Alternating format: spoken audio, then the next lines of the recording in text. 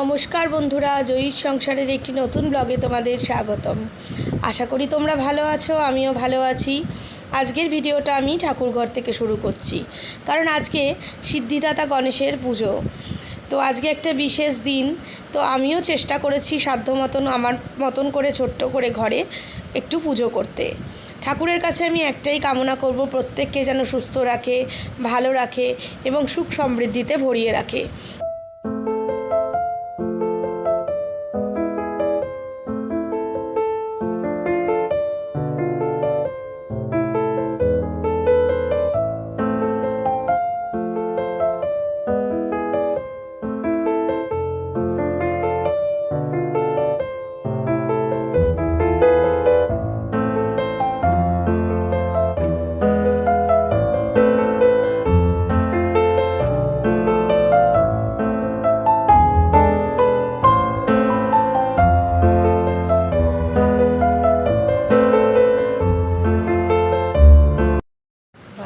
আজকের এই বিশেষ দিনে আমি গোপালকেও সুন্দর করে সাজিয়েছি, একটা ভালো জামা পরিয়েছি।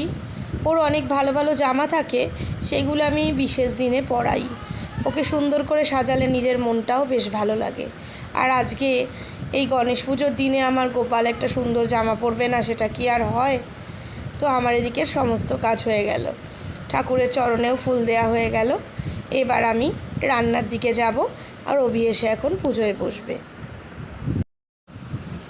পুজো হয়ে গেছে, প্রসাদগুলোকে আমি কিছুক্ষণ ঢেকে রাখছি, একটু পরে তুলব। এদিকে আমি চলে এসেছি, বানাবো আজকে ছানার ডালনা। তো ছানার ডালনা বানানোর জন্য আমি আগের দিন মিষ্টির দোকান থেকে খানিকটা পনির কিনে নিয়ে এসেছিলাম। এই পনিরটাকে ভালোভাবে হাতের সাহায্যে স্ম্যাশ করে নিয়ে তারপরেই ছানার ডালনাটা বানাবো। কারণ আমার মনে হয় দুধ কেটে তারপরে ছানা বানিয়ে তারপর ছানা ডালনা বানানোর থেকে এইভাবে পনির নিয়ে এসে বানালে কাজটা অনেক সহজ হবে।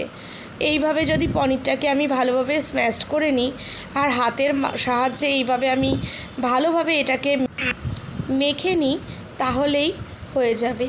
তো আমি এখন সেই কাজটাই করছি।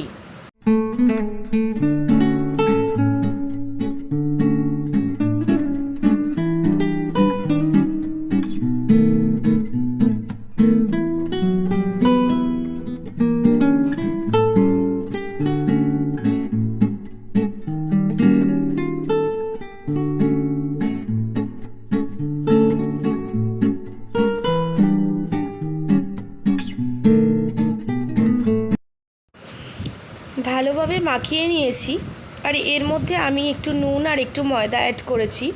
ময়দা একটু অ্যাড করেছি, তার কারণ হচ্ছে যাতে পনিরটাকে যখন শেপ দেব যাতে সেটা একটু টাইট হয়।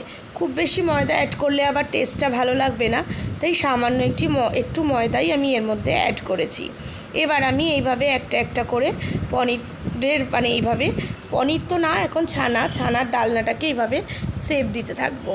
তবে এইভাবে করে যদি তোমরা দেখো, আমার মনে হয় দেখবে তোমাদেরও কাজের অনেক সুবিধা হবে। দুধ নিয়ে এসে ছানা কেটে সেটাকে ঠান্ডা করে তারপরে বানানোর থেকে এই জিনিসটা আমার মনে হয় অনেক সুবিধার।